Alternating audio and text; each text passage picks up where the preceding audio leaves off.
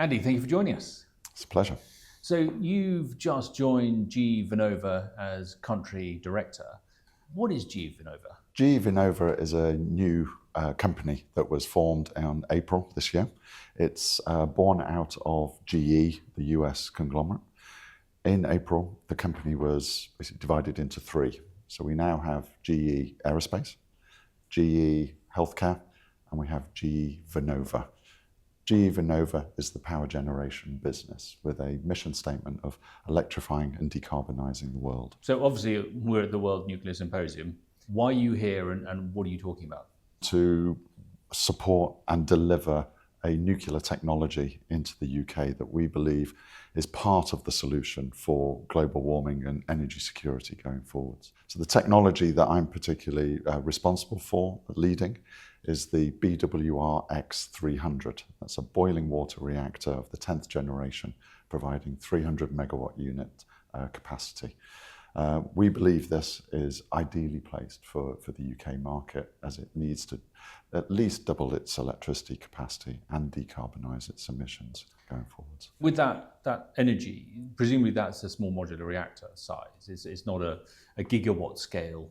Correct. It's what's called an SMR, a small modular reactor. And the benefits of an SMR is that it can be multiplied in a fleet or on units on a site. The financial benefits are it's a lot more financeable ultimately when we get to that point. You can then finance it and produce it on multiple scales. You can factory build the SMR technology. Is there an economy in scale of doing it smaller? It sounds kind of counterintuitive. The old school method of economies of scale of going bigger and bigger, I think I've just got to a point where it's too big. Unless you are a sovereign with wealth, you can't afford the gigawatt scale costs. You can see the costs of Hinkley Point rocketing £40 billion plus. The benefit of the SMR is these are a tenth of the size and therefore a lot more affordable on a private level. And therefore you can construct and refinance and construct, refinance, construct, refinance. So you get your economies through a production line rather than in one location. Why the UK? Why start this in the UK? Why look at the UK? And are we the right area to start this in? I suppose that ultimately is the question. No, absolutely. The UK is one of our top target nations as GE Hitachi in the nuclear space. It's got the fundamentals. It's a nuclear nation for one. It's got the regulation established. It's got a regulator.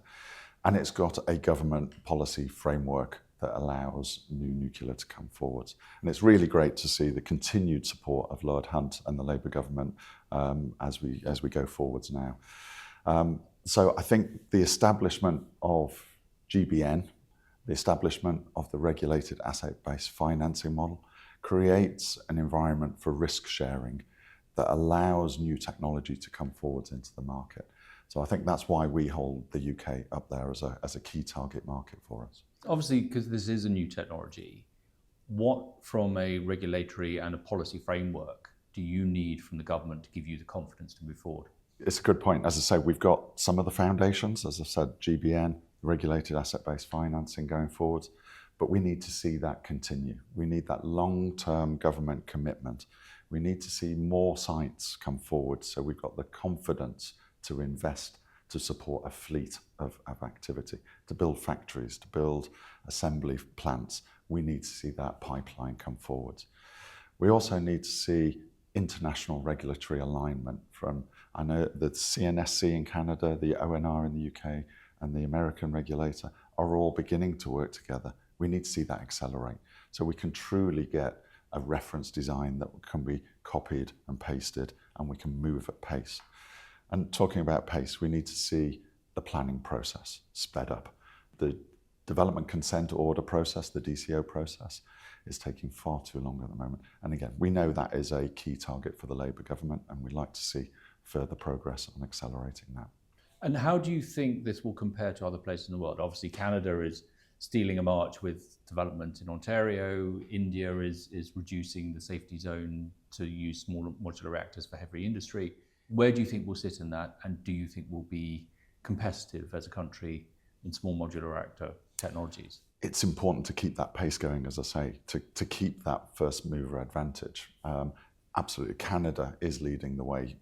We're breaking the ground on our first BWRX technology with the support of OPG at the moment. The UK, if it wants to take advantage, not just as a hub for exports, we need to keep that pace going, and we need to keep that support and deliver.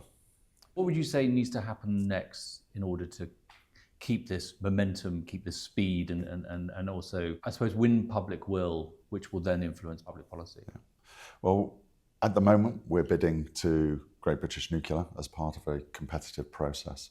We've got to see that conclude, and then we've got to see that convert into real concrete at site.